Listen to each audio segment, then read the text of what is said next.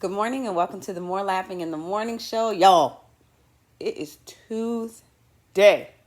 Hot dog, diggity dog. We are here. We made it another day. Thank you for waking up with us this morning. The MooreLaughing in the Morning Show is your morning cup of lifestyle motivation and comedy. I'm your host, comedian Allison Moore, and I am so excited about today's show. All week we are talking about taking a seat at the table. That's what we need, y'all. Seats at this daggone table. Where's my seat? Can I have my seat, please? Thank you.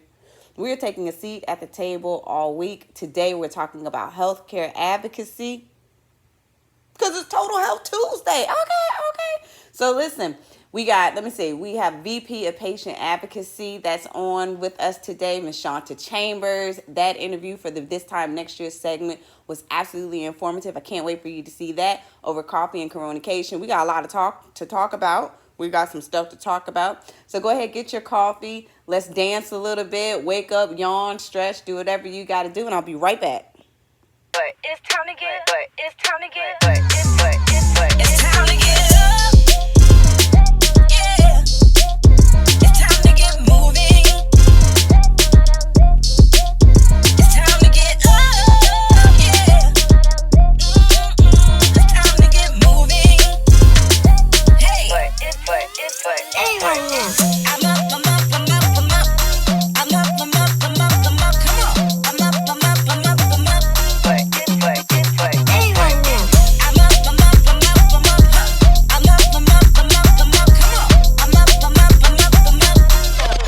Calm down is when I dance in the shoulders, in the shoulders, in the shoulders, in the shoulders, in the shoulders, in the shoulders, in the shoulders, in the shoulders, in the shoulders.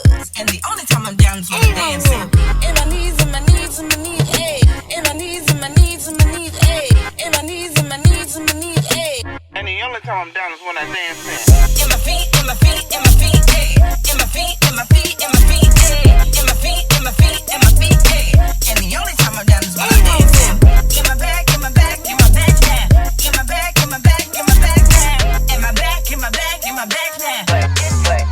It's time to get up. Yeah. It's time to get moving. It's time to get up. Yeah. It's time to get moving. Hey. So come on, everybody, get up.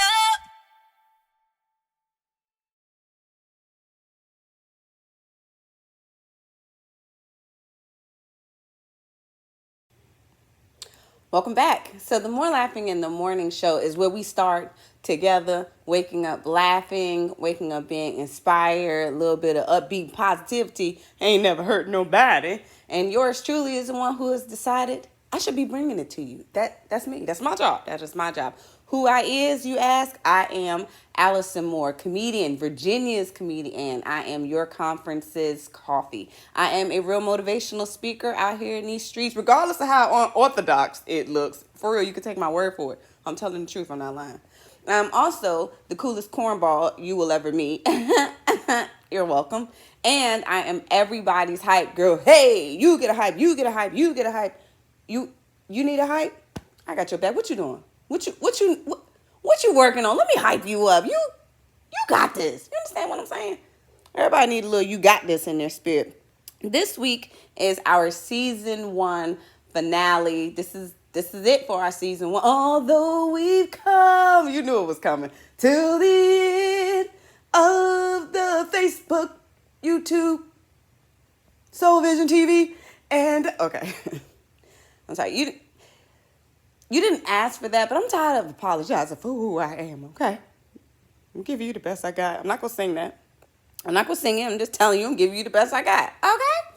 All right, so listen. I am so excited about today's show. On Tuesdays, we focus on total health.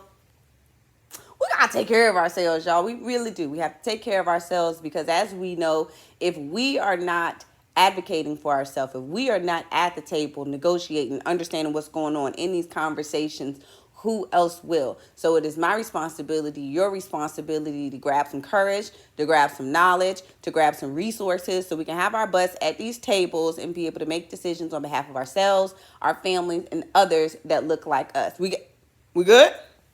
Hands in? Oh, that wasn't a punch. That was a hands in. Okay, wait. Moving on. All right. So what we got going on today? Do me a favor, if you will, please. Can you share this with your mama and them? Let them know we out here in these streets. They got 3 more days to jump on board so that they can say, I was with her when in the beginning. The More Laughing in the Morning show, this has been a journey. Our journey is from social media to TV. Everybody has something that they're working on. We in the More Laughing in the Morning show team are working from just building a concept, a talk show, something that can be shared with the world. I'm sorry, this was me trying to wait for a song to come in. I ain't got no song. What's the song I could have sang right there? Y'all help me with my karaoke jukebox, will you? Put some songs down in here, because I play the same songs on repeat. I don't know why I'm still doing it, but it was comforting. Okay. So let's see. I already told y'all who I am. Yep, I sure did. Let's get into these Coffee and Coronacations here. Boom. So Coffee and Coronacation is the segment in where we talk about what's happening. We got current events, trending news, all kinds of stuff out here in these streets during this 2020 year of Coronacation. Coronacation is the time where COVID-19 comes and tears everybody's world upside down, forcing us to pay more attention to what's going on in the world. And it's been working, ain't it? Whatever the strategy has been working. Jeez Louise. So listen. Reverend Al Sharpton announces march in D.C. Oh. Y'all ain't stopping this. Hold on, let me get out my teleprompter, because if you know me, you know I ramble. If you know like I know, you don't want to step to this. It's my teleprompters. Reverend Al Sharpton has announced that on August 28th, which is the anniversary march on Washington, where from 1963, where Martin Luther King Jr. delivered his I Have a Dream speech. He said, we're going back to D.C.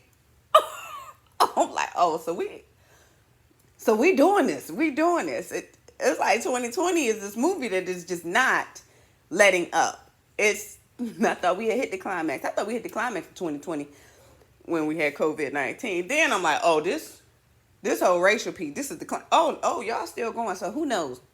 But go ahead and get your hotel rooms and get your mind right, get your walking shoes, go ahead and start stretching. Some of y'all don't you wait until August to get ready. It's going to be some standing ups. It's going to be a whole bunch of stuff. Don't wait until August 27th to be irritated because you couldn't find a water bottle in a backpack. Walmart ain't got nothing.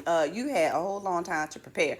So let's get our minds right. Let's start reading and researching. And can I get a ride? Can I ride with one of y'all? No? Okay. I was looking at it like, first of all, 1963, I had to do the math. I was like 73, 83, 93, 03, 13. You mean to tell me that this was almost 60 years ago? 57 years ago. And we basically marching for the same thing. All my friends that are allies to the black community, these little nuggets and seeds are what you remember and you hold on to before you say, well, can you all just be, can't you calm down? I just don't understand why you're so upset. 60 years ago. Let that sink in. Some of y'all won't even wait in line for 60 minutes. Okay? 60 years. So I think we have done our due diligence. But I'm excited about it. I'm like, okay. Let's go. I can do that. I hear the music. That should not be the music. The music should be like, this little light of mine. Lift every voice. I sang Lift Every Voice and sang in elementary school. Oh, you want me to go back? My ADHD is... Okay. All right. I'm back. Moving on. You see the title. Okay. I was so corny, but I had so much fun writing this. You ready? From Wall to Sesame Street. Baboonch. I know, girl. I know. It's even... Hold on. Let me move this logo out of the way because I need you to get into it. get into this. You see the arrow from Wall, like Wall Street, to Sesame Street. And then those are drumsticks for those of y'all who asked the adjusting, because I know they're small. I know. But it's a drumstick, like a drum roll. I mean, drum roll. Keep going. Okay. Okay. I heard you, Chet. Golly. So from Wall Street to Sesame Street, let's talk about it. Talk about it. So Sesame Street has decided to share education to our young people. They're talking about, I'm slightly irritated because, again, there's this theme where we did this before 60 years ago when it was the Civil Rights Movement, and Sesame Street tried to break it down to the children who are the future. Got one. I believe the children are future. All right. And now here we go again. So this time we needed to sink in to these babies, which is hard. I mean, you can't do one special and expect to cure racism and to cure diseases of injustice and racial inequality from one episode when their mamas and dads is crazy. But anyway, Sesame Street covers race as Elmo's dad, Louie, is taking the opportunity to explain the ongoing protests calling for racial justice. Black Lives Matter is a whole entire movement out here, and shout out to the men and the women who originally started it and stood strong through the controversy. Oh, I got nervous. That was my coffee pot. I'm like, hold it. Down. I didn't know what it was. Did y'all hear that? I was like, beep, beep, beep. Can't do no fire alarms right here. You know, since I got PTSD, I had a house fire. Those of you who didn't know, so I got nervous. Get up, kids. We gotta go. Okay, I'm sorry. So I'm really excited about that. I mean, I'll definitely have my children tuning in, but it is important that we start feeding our children this information. We got to teach them. So if you have children and grandchildren at home, make sure that you're not just letting TV be the only voice in their ear, explanation to what's going on out here in the world if you don't actually have them out there. Make sure that you're communicating with them, telling them how you feel about it, what's right, what's wrong, helping them to help bridge the gap between their understanding and then what people on TV and media and social media and stuff is saying. Trust me, you may think that your teenagers and young people are not getting this information. They are. Like, it's all in TikTok. It's all on these different social media platforms. So we have to make sure that we are communicating and adding to or being the leaders of these conversations that our children are being privy to. It's hard out here in the streets, man. I'm trying to figure this game out. I need somebody to come over here and tutor me. I need somebody to tutor me on being a mama. So let's talk about, hold on, we don't want to come to that yet. I want to come back to this. So listen, so I talked about the Sesame Street and teaching our children. Yo, why last night, right? So last night I was eating dinner with these offspring of mine. So we minding our business, eating dinner. And I was like, you know what, by the way, let's turn on the news. And of course, so I have 2 teenagers and a 6-year-old. Watch them out. Don't judge me, judge your mama. You know goodness well. You got a sister that's 26 years older than you. Don't worry about me. I'm sorry, I'm passive aggressive. I'm just mad. Why y'all ain't tell me not to do it? Okay, focus. Anyway, so we're sitting around, we're eating dinner, and I'm like, let's watch the news. So I got teenagers, of course, they had an attitude. so we're watching the news, and we're watching CNN with what's Cuomo? I can't never say that man's name. Cuomo, whatever the man Omo name is. The New York governor, you know, his brother that's on CNN. Okay, so we was watching him.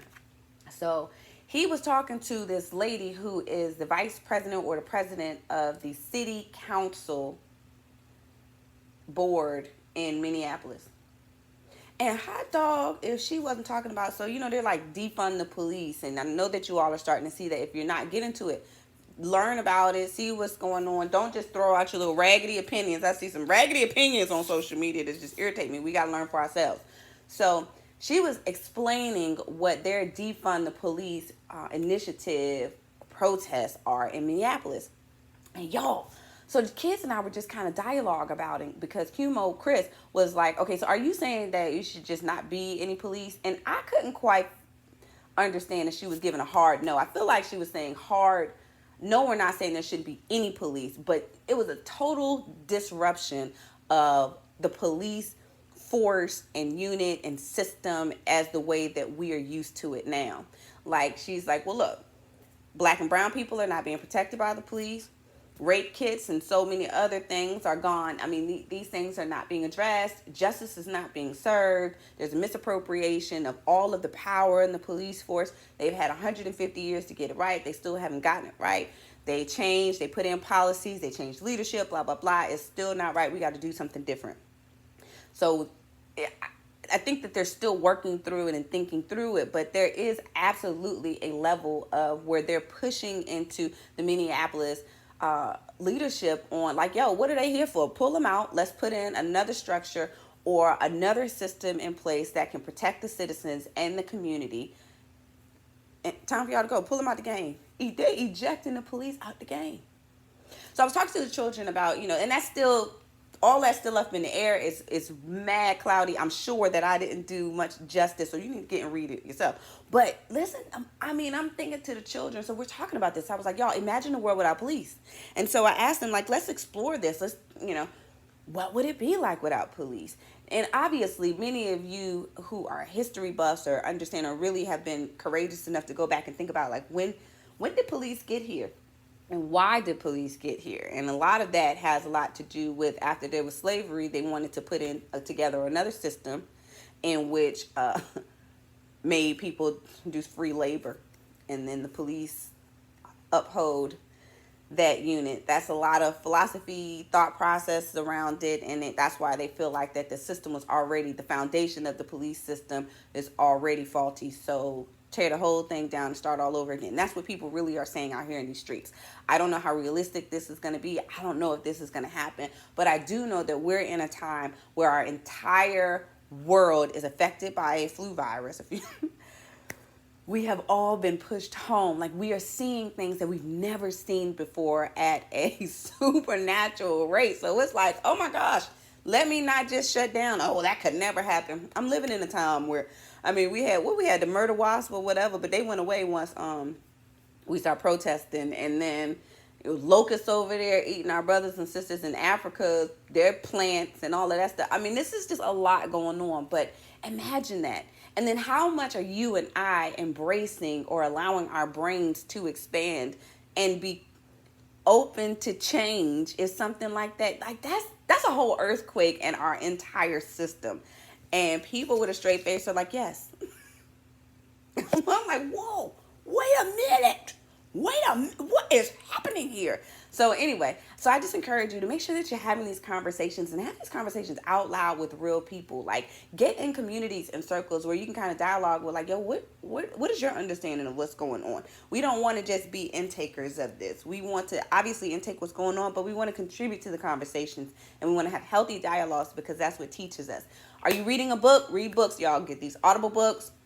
Do whatever we have to do so that we can contribute. No longer are we just going to let the stuff fall on us and then we just deal with the cards that we're dealt. Absolutely not. I want to have my hand in dealing some cards. I want my children to be expansive thinkers because they're going to be the next leaders, and I want them to already be ready to adjust, think quickly, pivot, like, dialogue, contribute, and thinking outside the box. This is crazy to me. I don't know why it is so exciting, but I'm so excited. All right, moving on. Listen, so now that we have today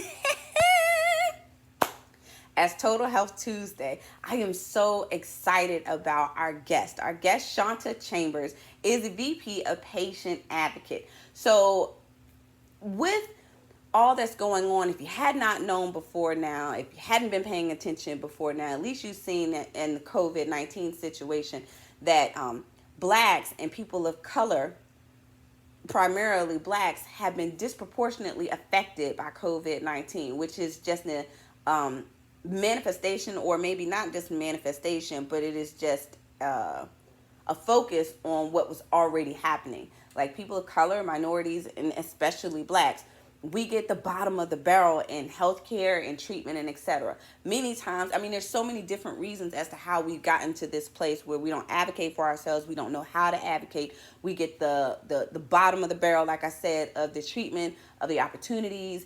And I'm really excited about having Shonta on, who just really encouraged me and just to help me think about ways in which we can get in the forefront of that conversation for ourselves and for our family members, because it's overwhelming. It's like I don't even know where to start. Healthcare is a lot. I remember when I was working in corporate America, even in human resources, because I worked in the employee relations side, so I worked inside to fire people, and so judge your mama. And so anyway, it's like, you get this packet. You want PPO? You want HMO? HMO. Is that right?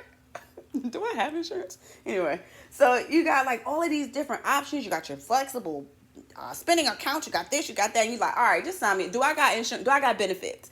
And then oftentimes we just don't know. We remain ignorant, and then we have these major challenges, and then we're like, oh, we don't have that. Oh, I didn't sign up for that. Well, what have I been paying for? So she just really helped start the conversation as to why it's important for us to understand what's going on so that we can advocate. This is a whole level of seat at the table, even as it applies to our healthcare. So enjoy this interview, and I'll be right back.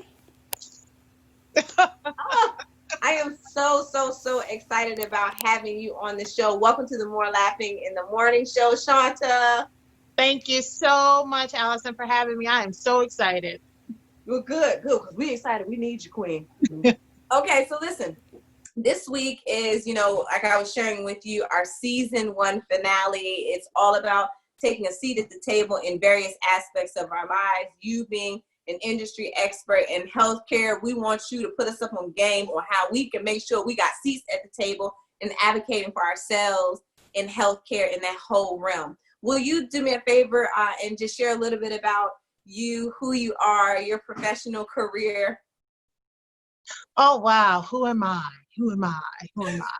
So I'm Shonta Chambers, of course, and I am a nonprofit executive. I'm a mother. I'm a wife. I am a person of enormous faith. I am a caregiver. I am a connector. I am a sister. I am a friend. I am a broker. I am a bridge. I am a comforter. But at the end of the day, those are some of the adjectives that describe who I am. But in my professional life, I have the pleasure of serving as the Executive Vice President for Health Equity and Community Engagement for an awesome organization, Patient Advocate Foundation, which is headquartered in Hampton, Virginia. Well, look, you was going through. He's like, I am. I said, you better say who you are. Say who you are then. You was smart. You was kind. You was important to add them up there too, Corey. So all kinds of challenges is wrapped around with Black women. And I don't understand what that is, or what is it that we could be doing differently so that we don't find ourselves in those statistics where we are the ones that are the casualty. I think for us as women of color, especially Black women, what we have to do is realize that we may not be experts in healthcare, but we are experts in ourselves. We are expert in this body that we have, and we know when things are not right, and we know when things are wrong. And if we don't by chance happen to know when things are not right, then that means that we need to spend some time with ourselves to understand this healthy, functioning body, so that when something is not operating to the perfection for which it was designed to operate, we can be our first advocate to be able to communicate that forward. But what that also means is we have to understand the importance of making our health a priority. We have for so long just said, oh, it'll get better. We say that about our physical health. We say that about our emotional health. We say that about our spiritual health. We say that about our mental health. If I just wait a while, it will get better. So we as Black women have to take the time to make ourselves a priority, but also acknowledge the fact that you are an expert on this temple. So including all races, men, women, and in between, what are things that you feel like you see generally that people don't ask or they don't do in these moments where now they're in need of some serious health care? So even if I went back to, my previous statement about us prioritizing our health, I think a population of people who are less likely to do that are low-income individuals, because we always feel like, well, our reality, I shouldn't say we always feel like, the reality for us may very simply be the hours of operation for any type of healthcare services are not conducive to me because I can't afford to take the time off work because I may work for an employer that doesn't give me paid leave, or I don't have the insurance. So I can't go and get this seen about. So for some people, it's not even about I don't want to, it's the resources aren't there for me to be able to do it. And so that tends to delay it. And then the other part is, well, I don't want to burden my family. So I don't want to burden my family with whatever the expense piece may be that's going on with my health. And the fifth one is fear. Sometimes we just don't want to know that something is wrong. But just because we don't want to know, it does not mean that whatever that thing may be is going to say, oh, I know they don't want to know, so I'm going to stop progressing. I'm also thinking like, I have seen as a caregiver, I was a caregiver to my mother before she passed away, and then I have other relatives that I'm like, you're supposed to be eating healthy, or that you should be working out, but it's not always that easy. And I haven't ever allowed myself to think about, they live in a food desert, Al. Why don't you go ahead and take them why don't you make that a part of your weekly, where you can get them some fruits or some vegetables, or pick them up and then say, let's go to the park. And, so this is beautiful because it's helping those of us who are in that situation that just need that encouragement, that reminder to be honest. And then those of us who maybe have loved ones, friends, and families that we can help not be so judgmental and not be so, well, then you just going to be sick then since you don't want to eat healthy then. Like, oh, they ain't got to be in the car. Oh, okay. What do people, especially folks with limited resources, tend to do? We ration. So we're like, okay, how can I negotiate? And we negotiate so much around our health care. And that's something that we can no longer afford to negotiate. That's why I started out saying, I have the awesome privilege of working for Patient Advocate Foundation, because our organization has been around for over 20 years, and we've been at the front line of really helping patients with chronic conditions and their caregivers navigate these nuances that exist within the context of our healthcare system.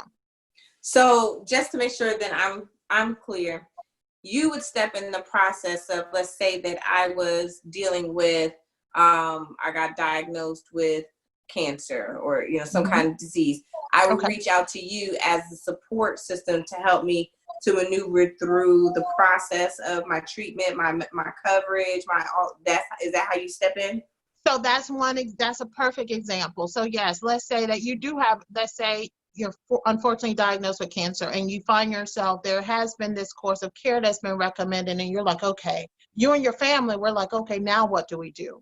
And so as an organization, we would be one that you can reach out to help you if there's some insurance questions that you may have related to your care and coverage. If you're working and you have short-term or long-term disability questions that you may have. If you find yourself where there's been some course of care and there's some type of copay assistance that's needed, we will be ones to actually step in and really work to understand not just what's the problem today, but how do we work out a plan to think about what are things going to look like for you the next couple of months, and how do we together make sure that you're connected to the resources that you may need to help mitigate that. And we stand ready to work alongside patients, work alongside caregivers, work alongside providers to help ensure that we're addressing these other social barriers that are the wraparound supports that individuals need, so that this time next year, they find themselves in a better place in terms of their overall quality of life than they are right now. You heard it here first, folks. Oh my gosh, I really appreciate you sharing with us today and just giving us something that we can take away so that we can, better and best advocate for ourselves, or at least at a minimum know that there is someone out there ready to advocate for us in any times of challenges, but ultimately the importance of us having a seat at that table, being in conversation and being accountable to making sure that our health is a priority. Thank you so very much, Queen. You done leveled me up. I'm ready. You ready? I'm ready. Yes, I'm ready. Thank you for hanging out with me this morning on the More Laughing in the Morning show. And until next time, Queen, toodles. Take it easy. Take care, and all the best to you. Thank you so much, Shonta. I'm like, oh, okay. So it was absolutely helpful for me to realize a lot of people that are in the situations that they're in don't want to be in those situations. And before I judge, they just need to do better. there are barriers to their being able to do better. And so that's where people, at least in my life, I can assist in bridging that gap. And then it was also so encouraging to understand that there are agencies such as patient advocacy that assist, because it's overwhelming. And the moment that you find yourself in a health needs type of situation where your health is threatened or whatever, that's not always the easiest time to try to educate yourself and figure out what the heck benefits are available to you, and learning about maybe a new prognosis or diagnosis or whatever. And so knowing that someone is there that can help you through that journey, that can advocate for you, is like, yo, that eliminates that fear of, well, who's gonna help me understand, or how can I get through it. So I'm like, yo, I'm really glad to know that her agency is out there, as well as that there are other services and things. And it just, I hope that this was inspiration for you and I to be like, okay, I'm not gonna put off this calling the doctor situation. I'm not gonna put off figuring out what's going on. I feel a certain type of way in my arm, in my leg, in my whatever. Let me go ahead and push myself out there and not be afraid that maybe I don't know, because somebody can help, or we can take on that accountability. And today is actually like National Call Your Doctor Day. So y'all call your doctor. Come on, let's do it. Call your doctor. This is one step towards your health goals and where you want to be this time next year. I know that if nothing more, you want to be here with us this time next year. So make sure that you are taking care of yourself. This is your sign. Yes, you ain't been to the doctor. I know COVID, blah, blah, blah, blah. Please call the doctor. It's National Call Your Doctor Day. We're talking about it today. You watching this today. I can let it go. You got it? Okay. All right. I just want to make sure that you understood. I felt your tone. All right. Well, listen. We had one heck of a show today, didn't we? Let me get on up off of here, because I'm trying to hit my 30-minute mark that I think I've only hit one time in season 1. Judge your mama. Listen. Look at this picture, y'all. I got this picture. Oh, one of the customers, man. One of the customers were out protesting and sent some pictures of having the Black Please shirt on. Those of you who know, I am the CEO of Black Please Coffee. Black Please is a coffee business that I'm starting in the very beginning phases. But before I could get the coffee, I started to, try to throw out some merch and some products so that I can get the funding for the coffee. Started to do selling mugs, hoodies, and t-shirts. And when I put it out last year, people were like, oh, it's a movement. And I'm like, no, it's not. It's coffee. And I'm learning, no, it is a movement.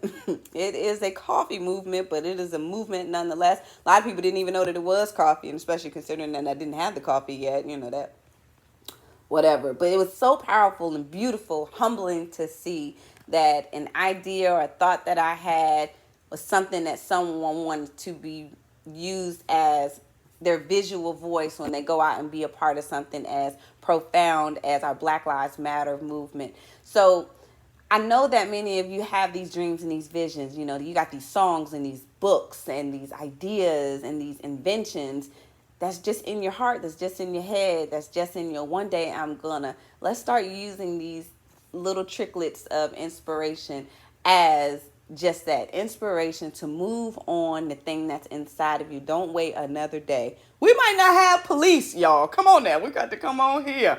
Come on here. Let's throw it out. And I hope that you've been encouraged in today's show for something, whether it be advocating for yourself, whether it be a little high five tag you're in inspiration on. Let's lean into your vision, your thing that you got. You never know how it may affect someone or where you'll see your work or your art. So push it out there. If it's just the inspiration today or the motivation to ensure that you can find yourself at a seat at the table, or maybe you just laughed or enjoyed some of our karaoke today. For one of these reasons, I hope that you've enjoyed our show, and I'm so grateful for you watching. We got only a few more days this week for season 1, so make sure that you tune in on tomorrow. We stream live on Facebook at 8 a.m. Of course, we then later upload in YouTube, as well as we are on soulvision.tv network. And so I'm just grateful for spending a little time with you this morning. So let me go and work on some of my additional dreams and goals and call my doctor. Thank you for hanging out with me. Again, my name is Allison Moore, your host. You ain't know, that's me. Shout out to the MooreLaughing in the Morning Show team. Hold on, I want to get my little theme song for those of you who like to dance and boogie. And I will see you tomorrow. Toodles. It's time to get, it's time to get, it's time to get up.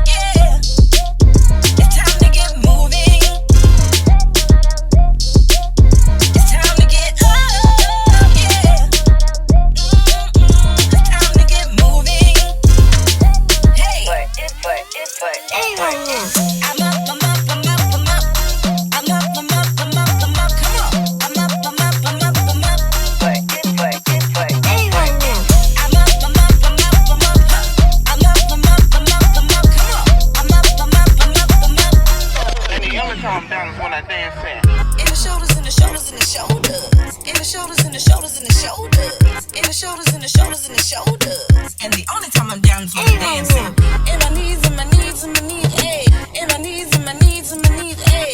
In my knees, in my knees, in my knees, ayy. And the only time I'm down is when I dance in.